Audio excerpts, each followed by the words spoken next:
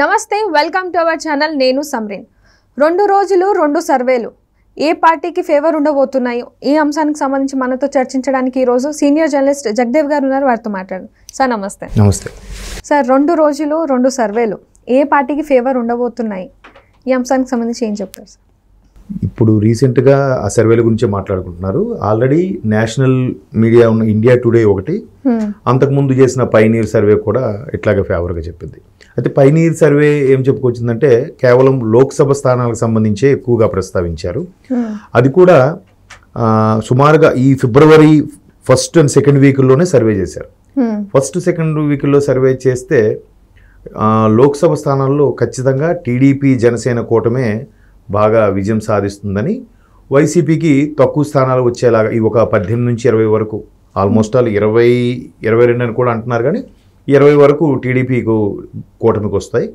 అలాగే రిమైనింగ్ 5 ఏవైతే ఉన్నాయో అవి జనసేనకు వచ్చేలా ఉన్నాయని, వైసీపీకి వచ్చేలా ఉన్నాయని చెప్తున్నారు.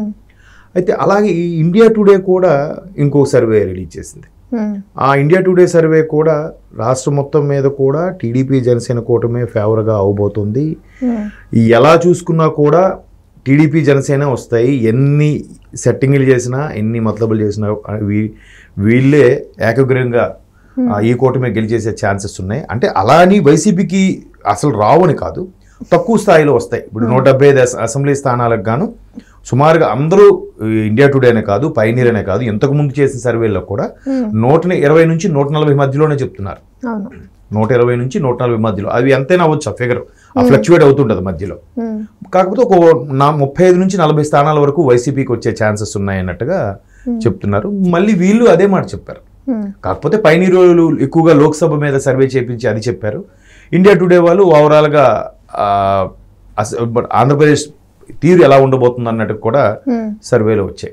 అంటే 1 కాదు 2 కాదు, ఇప్పుడు నాకు తెలిసి ఒక సుమారుగా చంద్రబాబు గారు అరెస్ట్ తరువాత చూస్తే ఒక 10-15 సర్వేలు ఇట్లాగే డిక్లేర్ చేశాయి. కొన్ని పేర్లు పెట్టనివి, కొన్ని పేర్లు ఉన్నవి అన్నీ కూడా. ఈ అన్నిటి సర్వేల్లో కూడా ఎక్కువగా ఒక 80% వరకు టీడీపీ జనసేన కూటమికే ఎక్కువగా ఫేవర్గా ఉన్నాయి, అవే ఎక్కువగా గెలిచే ఛాన్సెస్ ఉన్నాయన్నట్టు కూడా వస్తున్నాయి. కాకపోతే కొంతమంది ఇట్లా వేరే వేరే విధంగా మాట్లాడారు, కానీ మరీ 80% ఒకే వైపు ఫేవర్గా ఉండలేరు కదా. 20% మాత్రం కొన్ని, అంటే మధ్యలో టైమ్స్ నోవల్ లాంటి కొన్ని సర్వేలు మాత్రం వైసీపీకి ఫేవర్గా ఉన్నట్టు ఉన్నాయి. కానీ అవి ఎందుకో ఎక్కడ సోషల్ మీడియాలో కూడా ఎక్కువగా వైరల్ అవ్వలే. ఎందుకు వైరల్ అవ్వలేదంటే నిజం కాదు కాబట్టి. ఇక్కడ టీడీపీ జనసేన కూటమికి నిజం అవుతుంది, ఎక్కువగా మొగ్గు చూపుతున్నారు కాబట్టి అది వాస్తవంగా ఎక్కువగా ట్రోల్ అవుతుంది. మరోవైపు ప్రభుత్వ వ్యతిరేకత కూడా ఉంది. ఎందుకంటే టీడీపీ 2014 ప్రభుత్వం వచ్చిన తర్వాత దానికి పూర్తి స్థాయిలో రాష్ట్ర రాజధాని ఏర్పాటు చేసుకోవడానికి కానీ, రాష్ట్రం అభివృద్ధి చెందడానికి కానీ ఎటువంటి సమీకరణాలు అవసరము, లేదంటే ఎటువంటి అభివృద్ధి ప్రణాళికలు అవసరం అని బాబు గారు బాగా ఆలోచించి అన్ని చేశారు. కానీ ఎక్కడైతే బీజేపీ స్పెషల్ స్టేటస్ కానీ, స్పెషల్ ప్యాకేజ్ సంబంధించి వీళ్ళు వెళ్ళి అడగడం, వాళ్ళు అక్కడి నుంచి ఇవ్వకపోవడం, ఎటువంటిది సపోర్ట్ చేయకపోవడం అనేది కొంచెం దురదృష్టకరం. దాన్ని వైసీపీలో బాగా ప్రొజెక్ట్ చేసుకోగలిగారు. చంద్రబాబు గారిని గెలిపించారు, ఏం జరిగింది, ఏమైంది, కనీసం బీజేపీ పట్టించుకోవట్లేదు, స్పెషల్ ప్యాకేజ్ లేదు, స్పెషల్ స్టేటస్ లేదు, అదే మాకు గెలిపిస్తే మేమేంటే చూపిస్తాం, వాళ్ళ మెడలో వంచి మీకు అన్ని తెప్పిస్తాం అన్నట్టుగా చెప్పుకొచ్చారు. దాంతోపాటు వైసీపీ వాళ్ళు ఉద్యోగస్తుల మీద కూడా ఈపీఎస్ విధానం ఏదైతే ఉందో దాన్ని కూడా మేము ఫేవర్గా మీకు చేస్తాం, మీకు అనుకున్నట్టుగా చేస్తామని చెప్పడం. సరే, ఒకసారి నమ్మారు జనాలు, మొగ్గు చూపారు, వేస్తే ప్రభుత్వం వచ్చింది. వచ్చిన తర్వాత వీళ్ళు బీజేపీతో ఇప్పుడు మాట్లాడిన సందర్భాలు ఉన్నాయా? ఉన్నాయి. రాష్ట్ర ప్రభుత్వం సంబంధించి అప్పు విషయంలో కానీ, మరొక విషయంలో కానీ ఎక్కువగా ఫేవర్ చేసుకోవడానికి ఈ సంక్షేమ పథకాలే ఎక్కువగా ఉండి మిగతా అభివృద్ధి లేదు కాబట్టి అవి నడిపించడానికి ఆర్బీఐ నుంచి రుణాలు తెచ్చుకోవడము, కేంద్ర ప్రభుత్వం నుంచి రుణాలు తెచ్చుకోవడము, వీటి మీద కాన్సన్ట్రేషన్ అయిపోయింది తప్ప మిగతా వాటి మీద కాన్సన్ట్రేట్ చేయలేపారు. ఎంప్లాయీస్ విషయంలో కానీ, లేదంటే మిగతా అన్ని డిపార్ట్మెంట్కి సంబంధించి కానీ. సో 1 by 1 అందరూ వ్యతిరేకత. ముందు టీచర్స్ అమరావతి ముట్టడి చేశారు, తర్వాత ఇప్పుడు అంగన్వాడీలు నడుస్తుంది, తర్వాత ఆశా వర్కర్లు, తర్వాత వాళ్ళెవరు సర్పంచులు, ఒకరు కాదు అందరూ, మొన్న రెవెన్యూ ఎంప్లాయీస్, అంటే ఒక రెవెన్యూ అధికారిని చంపేశారు, కనీసం ప్రభుత్వం పట్టించుకోవట్లేదని. రకరకాల మిగతా గవర్నమెంట్ ఎంప్లాయీస్ అందరూ కూడా యాంటీ అయిపోవడం. మరోవైపు 2019 నుంచి రిలీవ్ అయిన గ్రాడ్యుయేషన్ అయిపోయిన బీటెక్ వాళ్ళు కానీ, డిగ్రీ వాళ్ళు కానీ, BA BSc వాళ్ళు కానీ రిలీవ్ అయిన వాళ్ళు అప్పటి నుంచి ఖాళీగా ఉంటున్నారు కొంతమంది. ప్రభుత్వ ఉద్యోగాలకు సంబంధించి కానీ, లేదా ప్రైవేట్ ఫార్మ్స్ ఇండస్ట్రీస్ వస్తే అక్కడ డెవలప్మెంట్ కానీ ఇటువంటి ఏమి లేకపోవడం, ఇదన్నీ వ్యతిరేకత అవుతున్నాయి. ఒక్క పథకాలు తీసుకొని వారు మాత్రమే కొంతమంది, అది కూడా కొంతమంది ఎలా మాట్లాడుతున్నారు ఈ మధ్యకాలం మీరు సోషల్ మీడియాలో చూస్తే, మేమేమన్నామా, మేము ఎందుకు అడిగామా, అడిగితే ఇవ్వాలి, అడగకుండా ఎందుకు ఇస్తున్నారు, మళ్ళీ అవి పన్నుల రూపంలో మా మీదే రుద్దుతున్నారు. ఒక ఆటో వాడికి 10,000 ఇస్తున్నారు, లేదంటే ఇంకెవరికో 10,000 ఇస్తున్నారు.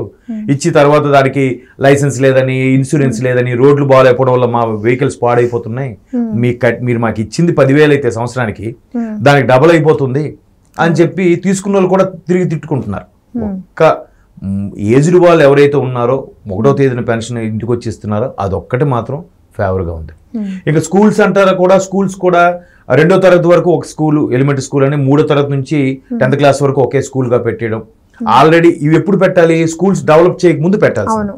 డెవలప్ చేసి పెద్ద పెద్ద బిల్డింగ్లు కట్టేశాక ఆ స్కూల్ కేవలం 1-2 తరగతుల వరకు అంటే అన్ని గదులు ఏం చేసుకోవాలి, వృధా అయిపోయింది కదా ఖర్చు అంతా. సో ఇప్పుడు ఇక్కడ ఇందులో ఉన్న టీచర్స్ని వేరే స్కూల్కి వాళ్ళు డెప్యుటేషన్ మీద వేయడము, ఇట్లా విద్యా వ్యవస్థలో కూడా రకరకాలుగా వాళ్ళకి స్కూల్ యూనిఫామ్స్ అని అవన్నీ ఇస్తున్నారు. ఎంతవరకు యూటిలైజ్ అవుతున్నాయని తెలియట్లేదు. మిస్యూజ్ అయ్యేది ఎక్కువ. ఇప్పుడు అది ఎవరికో కాంట్రాక్ట్ ఇస్తారు, ఆ యూనిఫామ్స్ కాంట్రాక్ట్ ఒకటికి, పుస్తకాల కాంట్రాక్ట్స్ ఒకటికి, స్కూల్లో చదువుతున్న వాళ్ళకి పల్లీ పట్టీలు అంట, ఆ పల్లీ పట్టీలు ఇవ్వడము, అన్ని తినే వస్తువులు ఇవ్వడము, వీటన్నిటి కూడా ఏమవుతుందంటే ఉపయోగకరమైనది తక్కువ అవుతుంది, మిస్యూజ్ అనేది ఎక్కువ అవుతుంది. సో ఇట్లాంటి వ్యతిరేకతలు అన్నీ ఉండడం వల్ల ఖచ్చితంగా సర్వేల్లో కూడా టీడీపీ జనసేన కూటమికే ఫేవర్గా ఉండబోతుంది. అందుకే ఫేవర్గా ఉంది కాబట్టి బీజేపీ కూడా టీడీపీ జనసేనతోనూ కలిసి పొత్తు పెట్టుకోవాలని చూస్తుంది. ఎందుకు, సౌత్లో పాగా వేయాలనుకుంటున్న బీజేపీకి ఇంకా ఆప్షన్ కనబడట్లేదు. ఆల్రెడీ మొన్న తెలంగాణలో వచ్చిన అవకాశం మించి మరి ఎందుకు జరిగిందో తెలియదు, తెలంగాణలో 2nd ప్లేస్లో ఉందనుకున్న బీజేపీ 3rd ప్లేస్కి వెళ్ళిపోయింది. సో ఇక్కడ ఆంధ్రాలోనే కనీసం పాగా వేద్దాము, సౌత్లో పట్టు పెంచుకుందాం ఉద్దేశంతో ఈ జనసేన టీడీపీ అలయన్స్తోనే వెళ్ళాలని ఎందుకు నిర్ణయించుకుందంటే ఈ సర్వేల వల్లే. అది కాకుండా ఈ 2 రోజుల్లో ఈ 2 సర్వేలు చెప్పేది కాకుండా అమిత్ షా లాంటి వ్యక్తులు ఇంటెలిజెన్స్ వాళ్ళతో కూడా సర్వే చేయించుకున్నారట. ఆ సర్వేలో కూడా తెలిసిన నిజాలు ఏంటంటే టీడీపీ జనసేన కూటమికి ఎక్కువగా ఫుల్ స్వింగ్ ఉండబోతుందని. ఇంకొంతమంది అయితే పర్సంటేజ్లో కూడా చెప్పారు 52% ఓటింగ్ పర్సంటేజ్ ఉందంటే ఇప్పుడు ఈ రోజుకి టీడీపీ ఓటింగ్ పర్సంటేజ్, 42% వైసీపీకి ఉందంట. అంటే యాక్చువల్గా అయితే వైసీపీకి 42, టీడీపీకి ఒక 42 ఉన్నా జనసేనది పర్సంటేజ్ పెరిగింది. టీడీపీ పర్సంటేజ్ కూడా 38, 36 ఉండేది 42, 44కి వచ్చింది. జనసేనది కూడా 6% ఓటింగ్ ఉన్నది ఇప్పుడు 10% వరకు పెరిగింది. ఈ రెండు కలుపుకుంటే 52% వరకు టీడీపీ ఉంది. ఇప్పుడు వైసీపీ 42% ఉంది. లాస్ట్ 2019లో ఓడిపోవడానికి టీడీపీ కారణం జస్ట్ 1 or 2%. 1 or 2%లోనే ఓడిపోతే ఇప్పుడు ఈరోజు 10% వేరియేషన్ ఉన్నప్పుడు ఖచ్చితంగా టీడీపీ జనసేన కూటమి తిరుగులేని ప్రభుత్వాన్ని ఏర్పాటు చేయబోతుందని మనకు అర్థమవుతుంది. వాళ్ళు చెప్పే సర్వేలనే కాదు, ఈ సర్వేలు కూడా అంత ఓపెన్గా వెంటనే ఇప్పుడు కొంతమంది ఏంటంటే గ్యాప్ తీసుకుని మళ్ళీ సర్వే చేస్తారు. అలా కాకుండా ఎవరికి వాళ్ళు ఇండివిజువల్గా వెంటనే 2 రోజుల గ్యాప్లోనే సర్వే రిలీజ్ చేశారంటే ఖచ్చితంగా అది 80% వాస్తవమే. మిగతా 20% కొంచెం అటు ఇటు అవుతుంది. ఎందుకంటే ఎలక్షన్ ముందు రోజు ఒక్కొక్కసారి పల్స్ చేంజ్ అవ్వడం కానీ లేదంటే ఈలో కొంత బేరీజ్ వేసుకోవడం ఆలోచించుకోవడం ఉంటుంది. అది ఇంకా పెరిగే ఛాన్సెస్ ఉన్నాయి, తగ్గడం అని గురించి కాదు. తగ్గితే కొంచెం తగ్గొచ్చు, కొన్ని ఏరియాలో పెరగచ్చు కూడా. సో సర్వేలు చెప్పింది బాగానే ఉంది. టీడీపీ జనసేన అందరూ మాట్లాడుకున్నదే, నేను ఒక్కడిది కాదు, చాలా మంది అయితే క్లియర్ కూడా చేసేసుకున్నారు. చాలా మంది విశ్లేషకుల అభిప్రాయం కూడా అదే.